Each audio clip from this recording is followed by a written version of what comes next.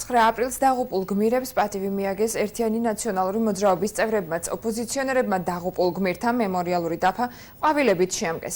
გმირთა მემორიალურ დაფასთან 1989 წლის 9 აპრილის მოვლენების მონაწილე მიხეილ მახარაძეც იმყოფებოდა.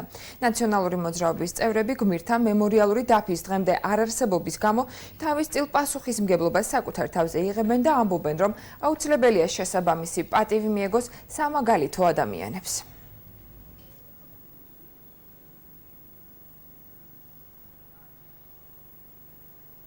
მე ამბების მომსწრე ვარ, მაშინ მე თბილისში ცხოვრობდი, აქტიურად ვიყავი ამ საქმეებში ჩართული და თავარი სათქმელი ის არის, რომ ის საქართველო, რომელიც ნელა, მძიმედ, მაგრამ მაინც მიდის თავისი დამოუკიდებლობის განმტკიცებისა და ევროპულ ოჯახში გაერთიანებისათვის, ძირითადად ამ დღით და ამ გმირების სისხლით არის დაწყებული. ამ ადამიანების ღვაწლი, ვინც ჩვენი ქვეყნის დამოუკიდებლობას, მის სიძლიერის ერთიანობას თავი შესწირა, არის ის ღვაწლი, რომელიც მუდმივად ძალიან დიდი ხნის განმავლობაში უნდა დააფასოს ქართველმა ერმა.